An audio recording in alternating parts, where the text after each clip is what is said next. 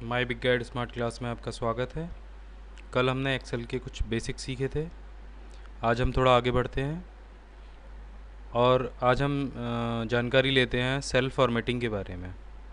ये cell formatting आखिर होती क्या है और इसका क्या मतलब है। एक्सेल के सेल के बारे में तो आप जानते ही होंगे। इसमें हम टेक्स्ट और नंबर दोनों चीज़ टाइप कर सकते हैं। टेक्स्ट जैसे मैंने यहाँ टाइप किया है राम, और नंबर मैंने यहाँ टाइप किया है राम, और नंबर मैंने टाइप किया है 123।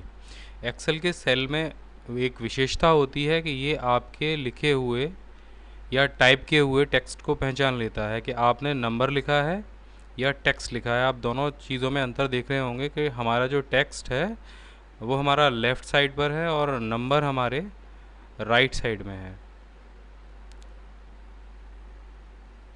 अब इसके आगे भी इसमें कई सारी चीज़ें होती हैं। टेक्स्ट तो टेक्स्ट है ही, लेकिन नंबर में कई सारी अलग चीज़ें होती हैं। नंबर करेंसी भी हो सकती है, नंबर डेट भी हो सकता है, नंबर टाइम भी हो सकता है। तो ये सारी चीज़ें हम एक्सेल में अलग अलग डिफ़ाइन करते हैं और उसी के आधार पर हम फॉर्मूलों को यूज़ भी करते हैं।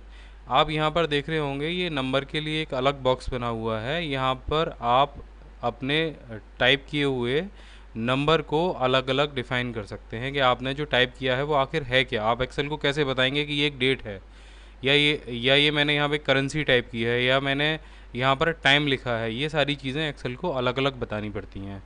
तो ये है नंबर फॉर्मेटिंग। आप यहाँ पर देखेंगे, जब इसको खोलेंगे तो यहाँ पर आएगा जनरल, नो स्पेसिफिक फॉर्मेट।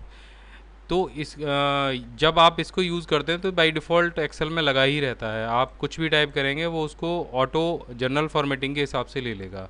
लेकिन जब आप इसको ख़ास तौर पे बताएंगे कि ये करेंसी है तो उसको करेंसी लेगा। आप बताएंगे कि ये डेट है तो ये डेट के तौर पे उसको लेगा। आप बताएंगे कि ये टाइम है तो ये टाइम के तौर पर उसको लेगा।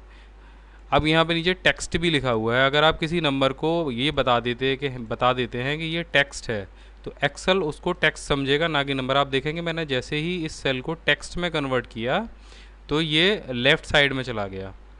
तो एक्सेल को ये बताना पड़ता है कि हम सेल में जो भी वैल्यू टाइप कर रहे हैं आखिर वो है क्या है।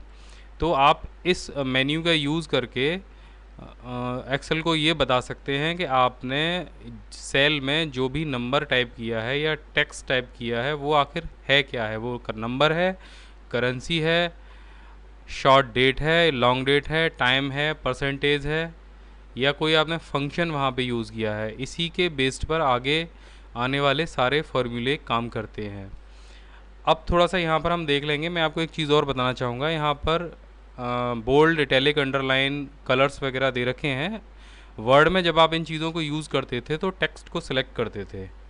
यहाँ पर हमारे पास टेक्स्ट एक सेल के अंदर हमने टाइप किया है, तो क्या हम यहाँ पे टेक्स्ट को सिलेक्ट करेंगे? ऐसा नहीं है। आप यहाँ पर सेल को सिलेक्ट करके ही पूरे के पूरे टेक्स्ट पर कोई भी फॉर्मेटिंग अप्लाई कर सकते हैं। जैसे मुझे राम का कलर रेड करना है तो मैंने सेल को सिलेक्ट कर लिया और यहाँ पे मैंने कलर चूज़ किया। आप देख रहे हैं कि वो रेड हो गया। इसी तरीके से मैंने 1 2 3 को बोल्ड करना है तो मैंने यहाँ पर बोल्ड कमांड को यूज़ किया, वो बोल्ड हो गया। या मुझे इसका फ़ॉन्ट चेंज करना है तो मैंने फ़ॉन्ट मेन्यू में से कोई भी फ़ॉन्ट सेलेक्ट किया और उसको चेंज कर दिया।